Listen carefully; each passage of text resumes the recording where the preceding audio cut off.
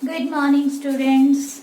I hope you all are well at your home, and I really appreciate your response. Okay, you all are doing well. So now it's your lecture number 10th for 9th class, and it's 14th of May. Understand? So in our previous class we have studied about cell wall. ठीक है, जो questions दिए थे उन्हें अच्छे से कर लेना बेटा. ठीक है, इम्पॉर्टेंट है. आगे बात समझ में. तो next structure that we are going to discuss is nucleus. Nucleus अलग से एक पार्ट है. ठीक है, इसके बाद सेल ऑर्गेनिज्म स्टार्ट करेंगे, बट न्यूक्लियस को हम पहले कर लेते हैं. ठीक है, छोटा सा पार्ट है, जल्दी कंप्लीट हो जाएगा. तो लेट्स बिगिन विद न्यूक्लियस. बेटा we are discussing eukaryotic cell. ठीक है ना, that's why eukaryotic cells have well defined nucleus. ठीक है, यूकैरियोटिक सेल के अंदर वेल डिफाइंड न्यूक्लियस होता है. लेकिन अगर हम बात करें प्रोकैरियोटिक सेल की, जहां हमने पढ़ा था कि well defined nucleus is absent, और इसकी जगह पे हमने क्या कहा था कि genetic material is directly present in the cytoplasm, और उसका नाम क्या दिया था हमने? न्यूक्लियोलस. ठीक है, सॉरी न्यूक्लियोइड. क्या नाम दिया था? न्यूक्लियोइड नाम दिया था. बट यहाँ पे क्या है, न्यूक्लियोइड ना होके एक ट्रू न्यूक्लियस प्रेजेंट होता है. ठीक है, जहां तक बात है न्यूक्लियस की, तो इसको हम बोलते हैं brain of cell. Brain of cell. जैसे मान लो आपकी फैमिली में आपके फादर क्या है, पूरे घर को की देख रेख कर रहे हैं, तो that is the brain. Understand? In the same sense brain of cell, यानी कि सेल के अंदर क्या करना है, क्या नहीं करना है, मतलब सारी की सारी चीजें. जैसे आपकी बॉडी में आपका ब्रेन आपकी पूरी बॉडी को कंट्रोल करता है, आपके घर में आपके फादर सभी चीज को कंट्रोल कर रहे हैं, इसी तरीके से सेल के अंदर सभी एक्टिविटीज को कंट्रोल करने वाला मेन कंट्रोलर कौन होता है? न्यूक्लियस होता है. समझ में आ गई बात? ठीक है, तो देखो जनरली जो है, अगर हम बात करें प्लांट सेल की, ठीक है, प्लांट सेल की, ठीक है, तो प्लांट सेल में कहाँ होता है, इसकी लोकेशन कहाँ होगी? Near periphery. ठीक है, नियर पेरिफ्री. ये हम लोकेशन की बात कर रहे हैं.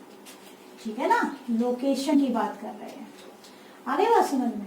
ऐसे ही अगर हम बात करें एनिमल सेल की, तो एनिमल सेल में क्या होता है? ये सेंटर में होता है, सेंट्रल होता है.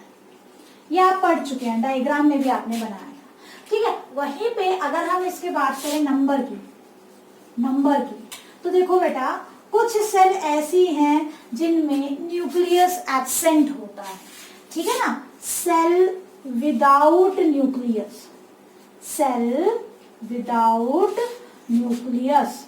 तो आप यहाँ पे एग्जाम्पल किसका देंगे? ऐसे सेल को क्या बोलते हैं? डी न्यूक्लिएटेड कह सकते हो, या ई न्यूक्लिएटेड कह सकते हो. डी न्यूक्लिएटेड या ई न्यूक्लिएटेड सेल. ठीक है, तो यहाँ पे आपको एग्जाम्पल रखना है. एक तो मैच्योर मैमेलियन आरबीसीज. ठीक है, आपकी जो आरबीसीज है, रेड ब्लड सेल्स है, उनमें कोई न्यूक्लियस नहीं होता. ठीक है, और इसके साथ साथ आपने याद रखना है plant sieve tube cells. Clear? ये कुछ ऐसे एग्जाम्पल हैं, ऐसे सेल्स हैं जिनके अंदर न्यूक्लियस एब्सेंट होता ही नहीं है.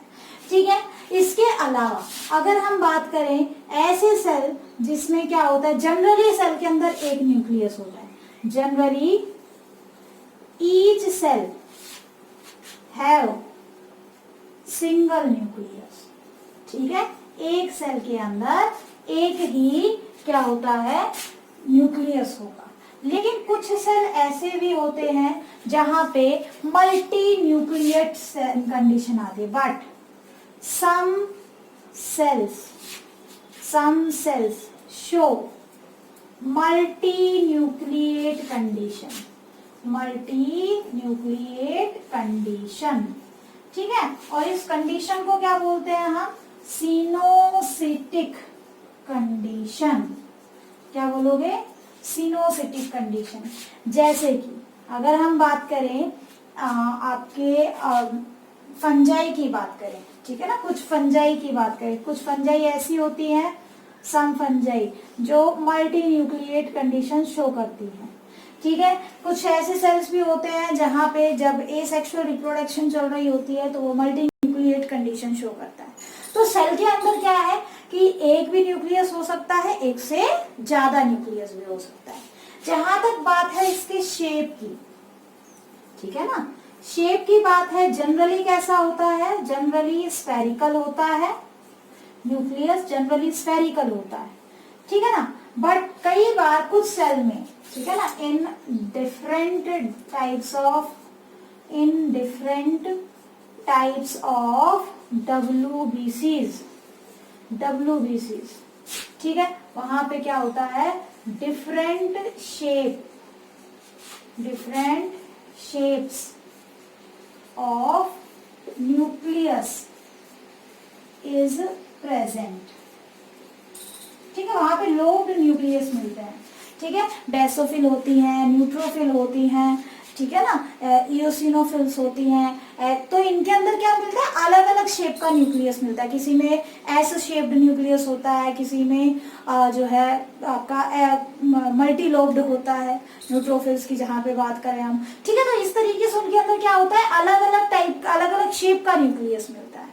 कहीं पे कैसा मिलेगा, कहीं पे, इसीलिए उनको बोलते हैं पॉलीमोर्फो न्यूक्लियर ल्यूकोसाइट्स, ठीक है ना। ऐसे WBCs को हम क्या बोलते हैं, नोन एज, इनको क्या बोलते हैं, पोली मतलब मैनी, मोर्फो यानी कि एक्सटर्नल अपीयरेंस, किसकी, न्यूक्लियस की, न्यूक्लियर, पॉलीमोर्फो न्यूक्लियर ल्यूकोसाइट्स। ल्यूकोसाइट्स का मतलब होता है आपका WBCs, ठीक है। ऐसी कुछ जो है, कुछ WBCs के अंदर क्या होता है, अलग अलग शेप का न्यूक्लियस मिलता है, इसीलिए उनको, उनके ग्रुप को हम क्या बोलते हैं, पॉलीमॉर्फो न्यूक्लियर ल्यूकोसाइट्स। जब हम ब्लड पढ़ेंगे ना तब ये अच्छे से क्लियर करेंगे कहाँ पे कैसा होता है। फिलहाल के लिए जस्ट वैसे ही आपको एक नॉलेज होनी चाहिए, ठीक है। तो एक बार इसका स्क्रीनशॉट ले लो ताकि आपको जो है अच्छे से समझ में आ जाए, ठीक है, आप कॉपी में लिख सको।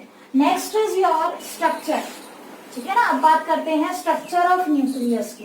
तो बेटा स्ट्रक्चर देखो, वैसे तो आप बना चुके हो, ठीक है, बट आज थोड़ा सा बोल्ड सा स्ट्रक्चर इसका ड्रॉ करेंगे ताकि आपको चीजें अच्छे से क्लियर हो जाए और उसकी एक्सप्लेनेशन भी करेंगे, ठीक है। पेपर में कई बार आता है कि न्यूक्लियस को डिस्क्राइब करो, ठीक है। तो now here is your structure of nucleus. Structure of nucleus, nucleus देखो ऐसा सेल ऑर्गेनल है जो डबल मेम्ब्रेन बाउंड होता है, ठीक है। तो डायग्राम में आपने कुछ इस तरीके से डबल मेम्ब्रेन बाउंड स्ट्रक्चर बनाया था, कुछ इस तरीके से बनाया था, ठीक है। तो ये डबल मेम्ब्रेन में हमने पढ़ाया था कि एक, इसको क्या बोलते हैं, न्यूक्लियर एनवेलप बोलते हैं। क्या बोलोगे, न्यूक्लियर एनवेलप। और ये जो मेम्ब्रेन है, ये मेम्ब्रेन जो है दैट इज नॉट कंटिन्यूअस। ये मेम्ब्रेन क्या है, कंटिन्यूअस नहीं होगी।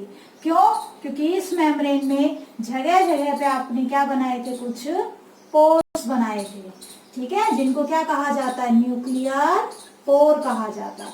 तो nucleus is bounded by two membrane, outer nuclear membrane and inner nuclear membrane, ठीक है। Nucleus is bounded by double membrane system, outer nuclear membrane and inner nuclear membrane, ठीक है। ये हो गई है outer nuclear membrane, outer nuclear membrane. और ये वाली क्या हो गई है, इनर न्यूक्लियर मेम्ब्रेन, ठीक है। और देखो जो आउटर न्यूक्लियर मेम्ब्रेन होती है, इसके ऊपर यहाँ पे क्या अटैच होते हैं, कुछ राइबोसोम्स अटैच होते हैं, ठीक है ना। ध्यान रखना, जो आउटर न्यूक्लियर मेम्ब्रेन होती है इसके ऊपर राइबोसोम्स अटैच होता है। राइबोसोम्स भी कौन से बताए थे, ATS अटैच होंगे, ठीक है। तो यहाँ पे जो राइबोसोम्स अटैच हैं, दीज आर ATS राइबोसोम्स, ठीक है ना। तो ये क्या है, ATS राइबोसोम्स। S का मतलब स्वेदवर्ग यूनिट्स, आगे पढ़ेंगे इसको, ठीक है ना। और जगह जगह ये जो पोर्स आपको दिखाई दे रहे हैं, इनको क्या बोलते हैं हम, न्यूक्लियर पोर, ठीक है। आउटर न्यूक्लियर मेम्ब्रेन और इनर न्यूक्लियर मेम्ब्रेन को क्या कहेंगे हम? Nuclear envelope. क्या कहोगे? Nuclear envelope. समझ में आ गया? ठीक है। अब देखो ये जो अंदर है, अंदर पूरा स्पेस है, इस पूरे स्पेस में लिक्विड भरा हुआ होता है जिसमें बहुत सारी चीजें होती हैं। ठीक है, बहुत सारे बायोमोलिक्यूल्स होते हैं, कार्बोहाइड्रेट, प्रोटीन्स, विटामिन्स, विटामिन्स तो नहीं करेंगे, विटामिन जो है आपका आरएनए है, डीएनए कंटेंट है, प्रोटीन है, बहुत सारी चीजें होती हैं। तो जो लिक्विड इसके अंदर भरा हुआ है उस लिक्विड को क्या नाम देंगे हम? उसको नाम देंगे न्यूक्लियोप्लाज्म। ठीक है, क्या नाम दोगे? न्यूक्लियोप्लाज्म।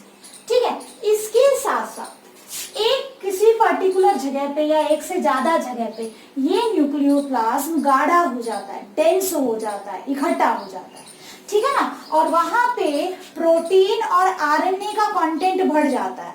ठीक है ना, यानी कि डेंस न्यूक्लियोप्लाज्मिक एरिया कहीं भी एक ही जगह पे आप बना दो, मतलब न्यूक्लियोप्लाज्म क्या हो गया है? बहुत ज्यादा गाढ़ा हो गया है। देखो इसके चारों तरफ कोई मेम्ब्रेन नहीं बनाई है हमने, बस एक ऐसा एरिया है जहां पे न्यूक्लियोप्लाज्म बहुत ज्यादा डेंस हो गया है, बहुत ज्यादा गाढ़ा हो गया है। क्यों? क्योंकि वहां पे आरएनए और प्रोटीन का कंटेंट बढ़ गया है। ठीक है ना, इसलिए आरएनए आगे समझाएंगे क्या होता है। तो इस एरिया को क्या कहते हैं हम? न्यूक्लियोलस कहेंगे। क्या कहोगे? न्यूक्लियोलस। ठीक है, काम क्या होता है अभी आगे डिस्कस करते हैं। इसके साथ साथ क्या मिलेगा आपको? हो सकता है किसी एक पर्टिकुलर न्यूक्लियस में एक पर्टिकुलर न्यूक्लियस में एक ही न्यूक्लियोलस हो, या एक से ज्यादा न्यूक्लियस भी आपको देखने के लिए मिल सकते हैं। इसके अलावा पूरे सेल के, पूरे न्यूक्लियस के अंदर ऐसे आपको फाइन थ्रेड लाइक स्ट्रक्चर्स मिलेंगे। ठीक है, ये जो फाइन थ्रेड लाइक स्ट्रक्चर्स होते हैं इनको क्या कहा जाता है? इसको कहा जाता है क्रोमेटिन फाइबर। Chromatin fibres. ठीक है, एक्चुअल में क्या होते हैं? क्रोमेटिन फाइबर्स के अंदर क्या होता है? आपका डीएनए कंटेंट होता है। ठीक है, क्या मिलता है? डीएनए कंटेंट होता है। बेसिकली जो जेनेटिक मटेरियल होता है, आज समझाएंगे आपको कि क्रोमेटिन फाइबर किससे बना होता है। ठीक है, तो देखो न्यूक्लियस के अंदर स्ट्रक्चर की जहां तक बात है तो आपको ये सारी चीजें बनानी है। ठीक है, तो एक बार स्क्रीनशॉट ले लो, अभी इसको सारे को हम एक्सप्लेन करते हैं। ये डायग्राम आपको कॉपी में बनाना है शार्प और डार्क पेंसिल से। अब देखो इसके नीचे आपको लिखना क्या है। ठीक है, वन बाय वन समझते हैं कि हर चीज का रोल क्या है, एक्चुअल में ये चीज होती क्या है।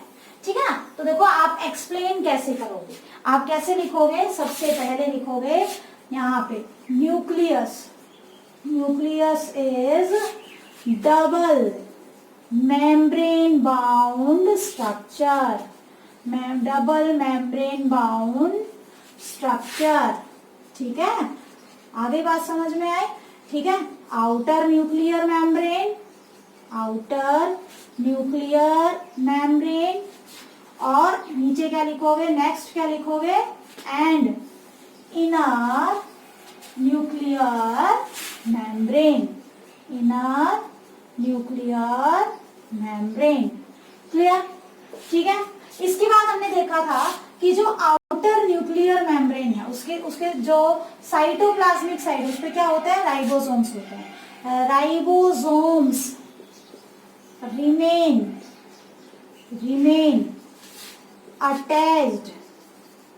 attached at outer nuclear membrane। ठीक है, अब फिर हमने देखा था कि जो दोनों मेम्ब्रेन्स होती है वो कंटिन्यूअस नहीं होती, और उनके बीच में क्या होता है? न्यूक्लियर पोर प्रेजेंट होता है। ठीक है ना, both membranes are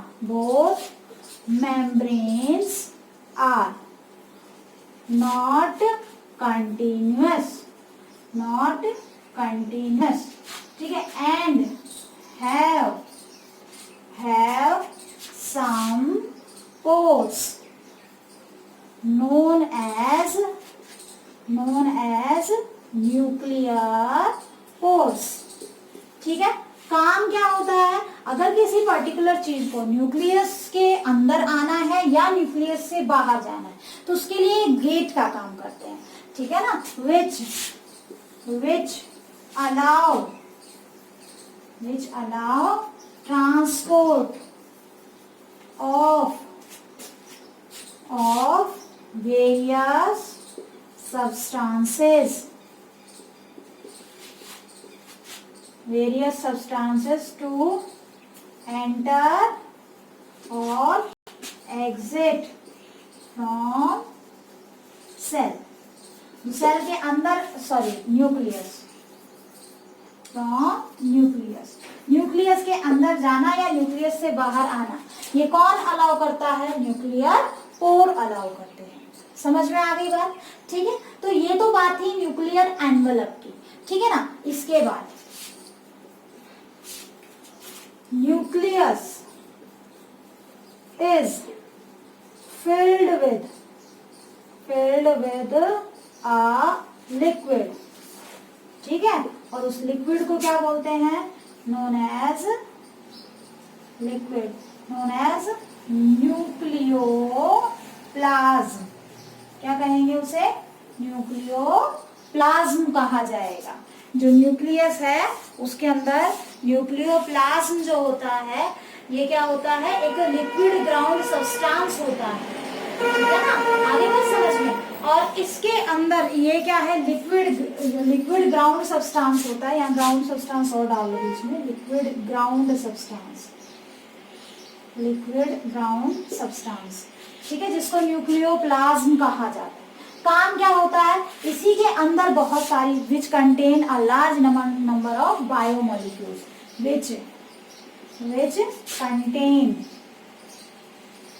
which contain a large amount of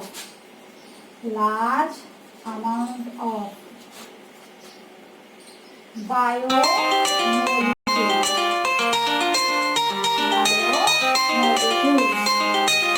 ठीक है, बहुत सारे बायोमोलिक्यूल्स होते हैं। इसके अलावा देखो, नेक्स्ट अगर हम बात करें न्यूक्लियोप्लाज्म में, हमने क्या लिखा था? एक डेंस न्यूक्लियोप्लाज्मिक एरिया लिखा है, जिसको क्या नाम दिया था हमने? न्यूक्लियोलस। ठीक है, न्यूक्लियोलस क्या है? It is dense nucleoplasmic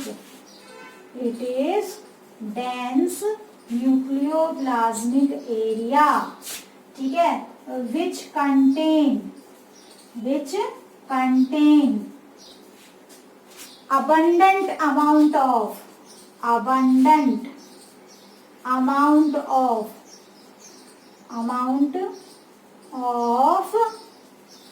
RNA, ribonucleic acid and protein. Competitive exams में पूछा जाता है, ठीक है ना, कि इसके अंदर क्या होता है न्यूक्लियोलस में। तो वहां डीएनए प्रोटीन लिखा रहता है ऑप्शन में, RNA plus DNA, RNA DNA protein. तो देखो डीएनए नहीं होगा, यहाँ पे आरएनए होगा। अभी समझाएंगे डीएनए क्या होता है, आरएनए क्या होता है, ठीक है। तो यहाँ पे अबंडेंट अमाउंट में होता है। काम क्या होता है? ये बहुत ज्यादा इंपॉर्टेंट है और आपके पेपर में भी पूछा जाता है न्यूक्लियोलस के बारे में, ठीक है। तो इसका काम क्या होता है? एक बार स्क्रीनशॉट ले लो ताकि इसका फंक्शन आगे समझा दे। देखो आप सभी आगे चल के पढ़ोगे कि जो राइबोसोम्स होते हैं, ठीक है, जो राइबोसोम्स होते हैं वो प्रोटीन बना रहे होते हैं। राइबोसोम्स क्या बनाते हैं? प्रोटीन। लेकिन सेल में राइबोसोम कहाँ बनते हैं? ठीक है, सेल में राइबोसोम कहाँ बनते हैं? तो ध्यान रखना, न्यूक्लियोलस वो जगह है जहां राइबोसोम बन रहे हैं। देखो चीजों में फर्क है, ठीक है। प्रोटीन किसने बनाया? राइबोसोम ने, ठीक है। प्रोटीन किसने बनाया? राइबोसोम ने। और राइबोसोम को किसने बनाया? न्यूक्लियोलस ने। समझ में आ गई बात? ठीक है, तो ध्यान रखना कि न्यूक्लियोलस जो होता है that is the protein factory of the cell. तो इस चीज को आप हाईलाइट करके लिख सकते हो, very very very important part है, ठीक है ना। क्या कि nucleolus is the ribosome factory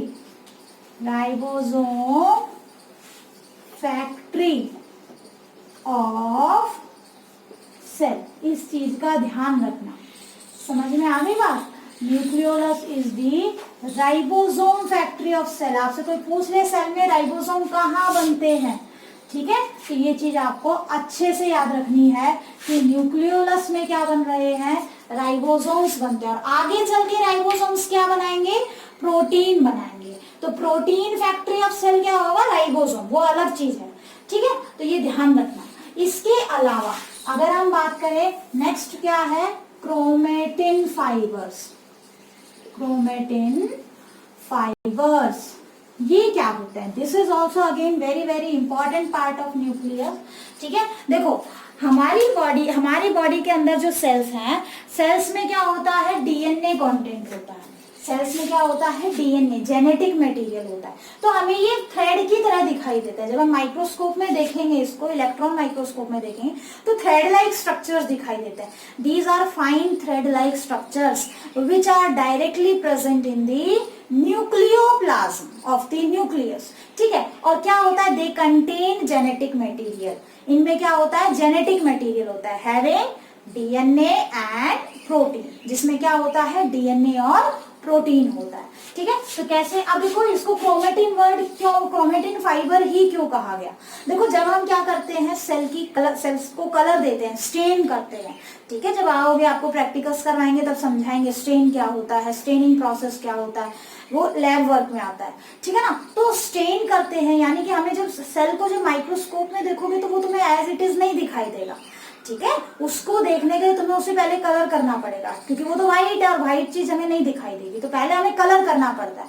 तो हर सेल ऑर्गेनल अपने एक रेस्पेक्टिव पावर से कलर को अटेन करता है। तो देखो हम जब इनको कलर करते हैं यहाँ पे, तो ये क्या कर लेते हैं, ये thread like structure colour attain कर लेते हैं।